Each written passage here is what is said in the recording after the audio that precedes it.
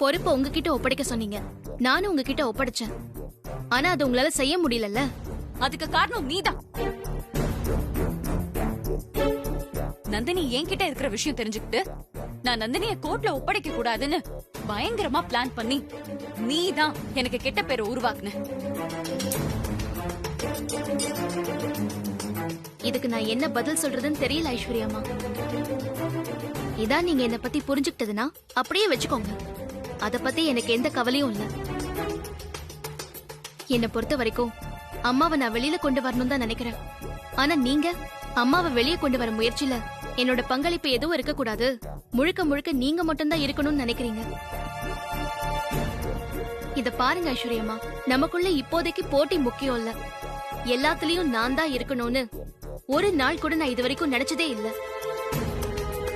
ஜெயில இருந்து அம்மாவை காப்பாத்தணும்னா நம்ம நந்தினிய கோர்ட்ல ஒப்படைக்கணும். நாம எல்லாரும் சேர்ந்து அம்மாவை வெளியில கொண்டு வரதுக்கு தானே முயற்சி பண்றோம். நந்தினி இப்ப எங்க இருக்கான்னு என்கிட்ட சொல்றதுல உனக்கு என்ன பிரச்சனை? என்ன மன்னிச்சிருங்க ஐஸ்வர்யம்மா, அதை மட்டும் கேட்காதீங்க. என்னால சொல்ல முடியாது. நடக்கிறத நீங்க கோர்ட்ல பார்த்து தெரிஞ்சுக்கோங்க. அது வரைக்கும் நீங்க கொஞ்சம் அமைதியா இருங்க.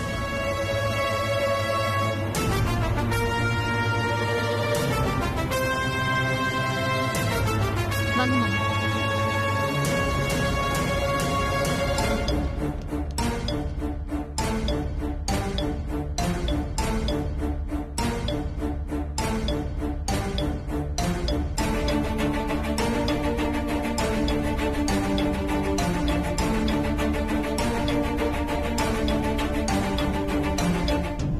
ஐசு, என்னாச்சு ஐசு?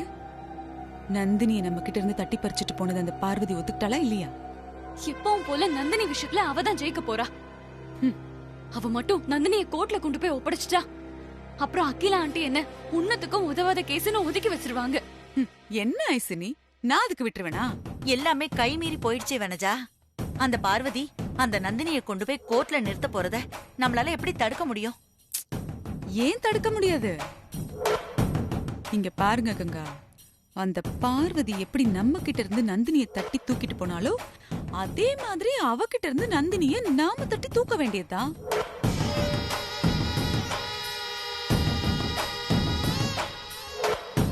அத மனசுல வச்சுதான் நந்தினியை எந்த ஹாஸ்பிட்டல்ல அட்மிட் பண்ணிருக்கீங்கன்னு கேட்டேன். அத உங்ககிட்ட சொல்ல முடியாதுன்னு திமிரா பதில் சொல்றா. என்ன ஐசு இது? அவகிட்ட போய் கேட்டா அவ எப்படி சொல்லுவா? நாம தான் கண்டுபிடிச்சு தூக்கணும்.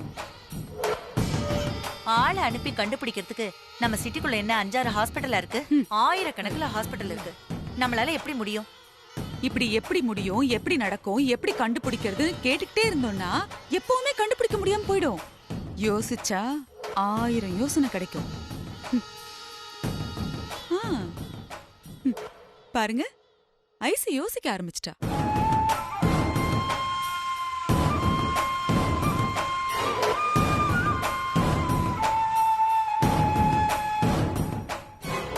ஐசு, முகத்துல பளிச்சுன்னு லைட் எரியறத பார்த்தா ஐடியா கிடைச்சிருச்சு போல இருக்கு. Yes, I got it. Super. என்ன ஐடியா? நந்தினியோட போட்டோ போட்டு காணவில்லை தகவல் கொடுப்பவருக்கு தக்க சன்மானம் அளிக்கப்படும். 5 லட்சம் ரூபாய். செம்ம ஐசு. கடைசியா தொடர்புக்குன்னு மம்மி நீங்க தான் ஒரு 4-5 நம்பர் வச்சிருக்கீங்கல்ல, அதுல ஒரு நம்பரை போட்டு கான்டாக்ட்னு சொல்லிடலாம்.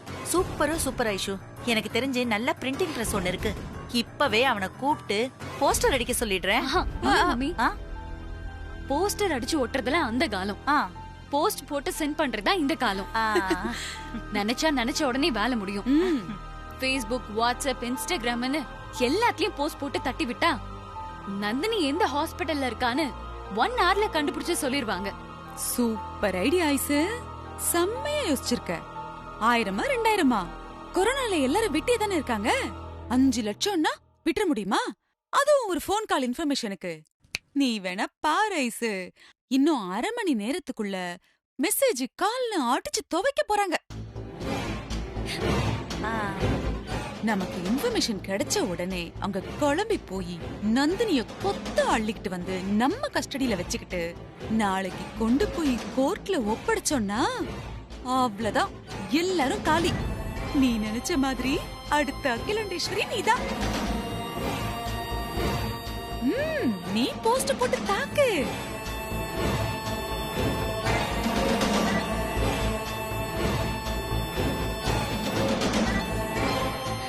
எல்லாருக்கும் ஃபார்வர்ட் பண்ணிட்டேன்.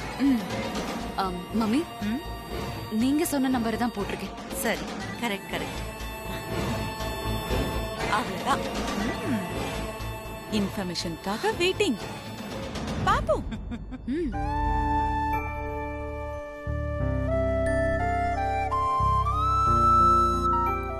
ப்ரோ, புது ஆர்டர்ஸ்லாம் கம்பெனில இருந்து கேட்டுக்கிட்டே இருந்தாங்க. அது டாக்குமெண்ட் பண்ணி சென்ட் பண்ணியா இல்லையா ப்ரோ? உடனே மெயில் பண்ணிடலாம்டா. அக்ரிமெண்ட் சைன் பண்ணி அனுப்பிச்சிடறேன்னு சொல்லிடு அவர்கிட்ட. என்ன? சரி ப்ரோ. மாமா, காஃபி சாப்பிடுறீங்களா? இல்லை வேணாப்பா. சின்ன எனக்கும் வேணாம் நீ. டாக்டர் கால் பண்றாரு. ஹலோ. வணக்கம் ஆதி சார். வணக்கம் டாக்டர். சார், நந்தினிக்கு ஃபர்ஸ்ட் ஸ்டேஜ் ட்ரீட்மெண்ட் ஓவர். இனி நந்தினியோட உயிருக்கு எந்தவித ஆபத்தும் வர வாய்ப்பில்லை. ஓ,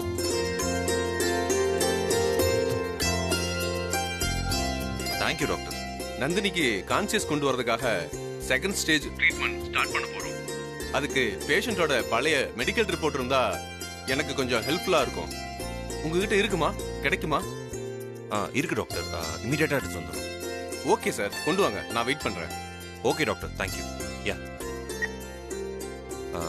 நந்தினியை சுயநினைவு கொண்டு வரதுக்காக டாக்டர் அவரோட மெடிக்கல் ரிப்போர்ட்ஸ் கொண்டு வர சொல்றாரு. பார்வதி, நீ போய் நந்தினியோட மெடிக்கல் ரிப்போர்ட்ஸ் எடுத்து வா. நம்ம 3 பேரும் ஹாஸ்பிட்டல் போயிட்டு வரலாம். சரி, ஓகே மாமா.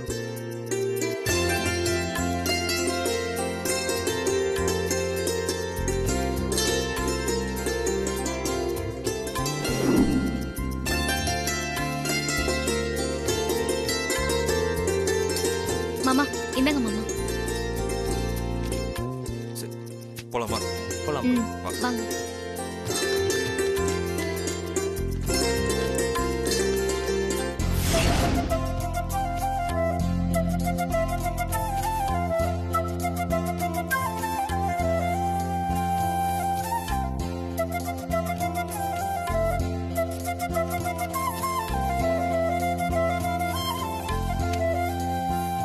ஓகே, இந்த மெடிக்கல் ரிப்போர்ட் எனக்கு ஹெல்ப்ஃபுல்லா இருக்கும், நோ டவுட்.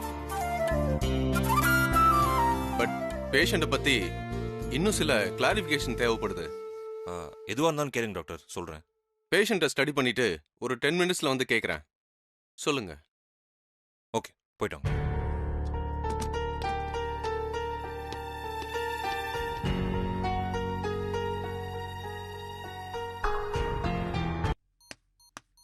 மா, நீங்க கேட்ட மருந்து. தேங்க்ஸ்ண்ணா.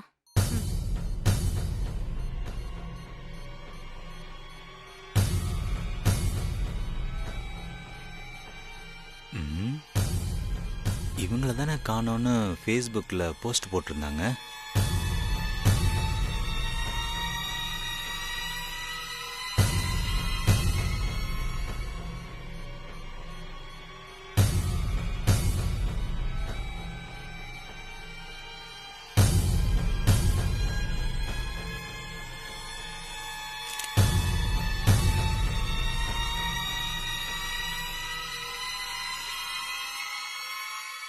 அவங்களுக்கு ஃபோன் பண்ணி சொன்னா 5 லட்ச ரூபா கிடைக்கும்.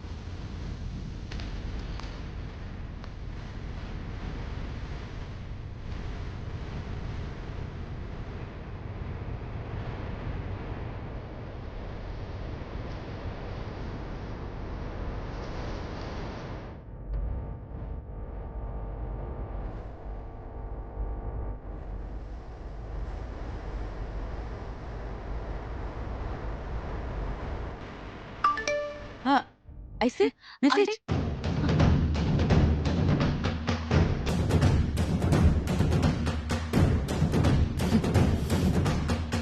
என்னாச்சு? இந்த தடவை என்ன மெசேஜ்? பேங்க் லோனா?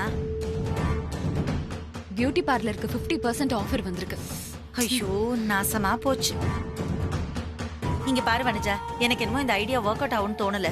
நந்தினி இருக்கிற ஹாஸ்பிட்டலை கண்டுபிடிச்சு அவளை கடத்திட்டு வர்றதுக்கு வேற ஏதாவது ஐடியா இருந்தா சொல்லுங்களேன். ஏங்கங்க அவசரப்படுறீங்க? ஆக்கவே பொறுத்துட்டோம், கொஞ்சம் ஆற பொறுக்க மாட்டோமா? வெயிட் பண்ணலாம். நாம கேக்குறது கிடைக்கும். அட போங்க வனஜா.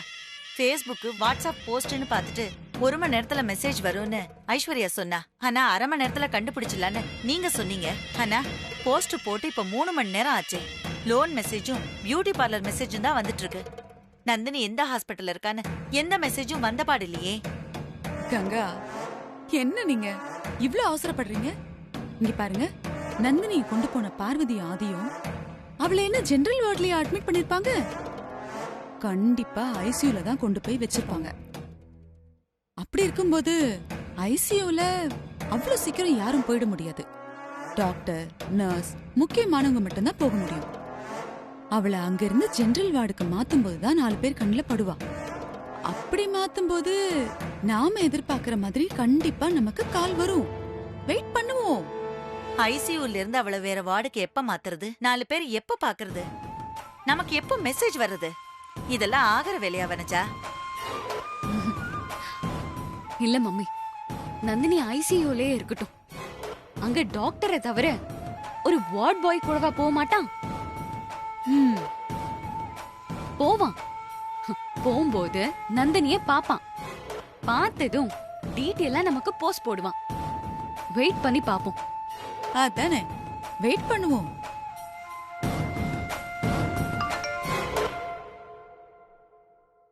என்ன ஐசு? கிடைச்சிருச்சு மம்மி, கிடைச்சிருச்சு.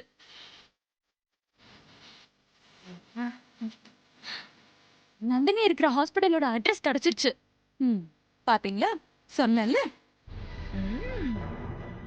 ரவிக்குமார்னு ஒரு வார்ட் பாய் தான் அனுப்பியிருக்காரு. வாங்க போலாம். வாங்க போல போல.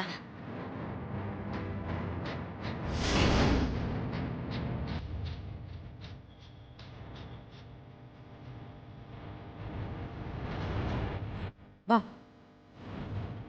வாங்க மேடம். நான் தான் ரவிக்குமார். தெரியும் தெரியும். வாட்ஸ்அப்ல உங்க ப்ரொஃபைல் போட்டோ பார்த்துட்டு தான் வரேன். இந்தாங்க 5 lakhs ஹாட் கேஷ். என்ஜாய் பண்ணுங்க. Thank you madam. டேய், படங்க. கிண்டா, பணத்தை கையில வாங்கின உடனே பேன் இழிச்சிட்டு நீ பாட்டுக்கு போயிட்டே இருக்க. நந்தினி எங்க இருக்கான்னு சொல்லிட்டு போ. மேலே ஜென்ரல் வார்டு இருக்கு மேடம். அதுக்கு ஆப்போசிட்ல தான் இருக்காங்க மேடம். ரொம்ப சந்தோஷம்டா. இது சொல்றதுக்கு உனக்கு 5 லட்சம் ரூபாயா?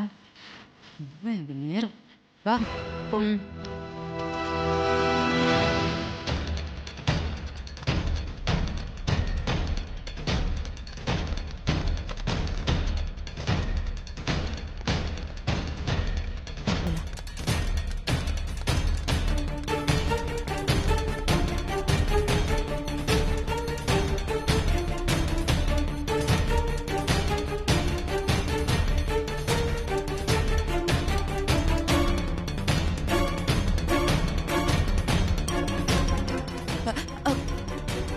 இரு.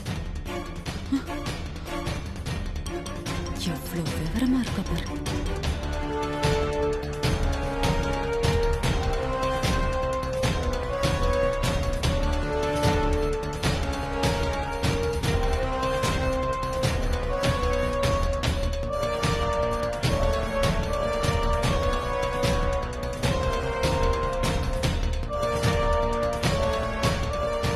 பாத்தீங்களா ஆண்டி, பார்வதி எவ்வளவு கிரிமினலா இருக்கான்னு?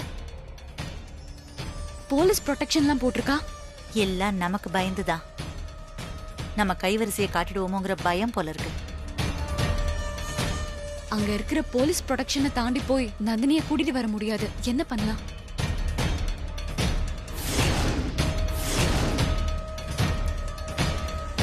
ஐசு, இவங்க எல்லாரும் இங்க இருந்தாதான் நாம உள்ள போய் நந்தினியை தூக்க முடியாது.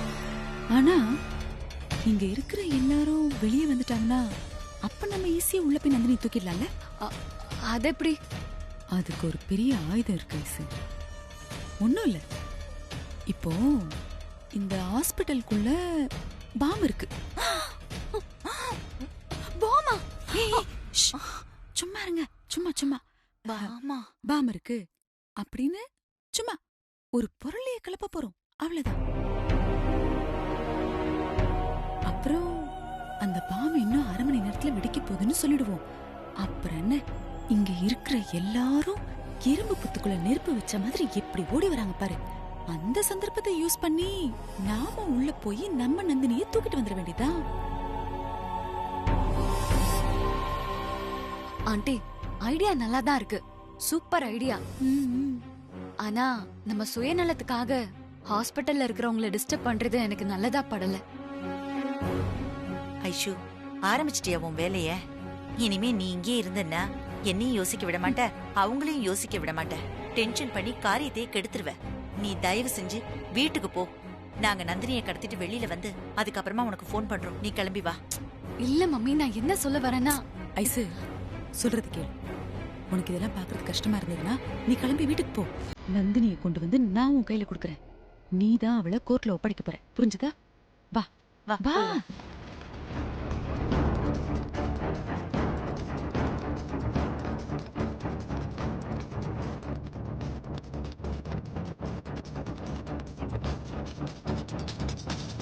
இங்க பாரு ஐசு, நீ இப்பவே வீட்டுக்கு கிளம்பு. வேலை முடிஞ்சதும் கால் பண்றேன். இல்ல ஆண்டி, என்ன வீட்டுக்கு போக சொல்லாதீங்க. இல்ல, நானும் இங்கே இருக்கேன்.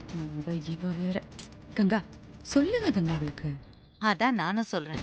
நீ இங்க இருந்தன்னா நீதி நேர்மை நியாயம்னு பேசிட்டு இருப்ப.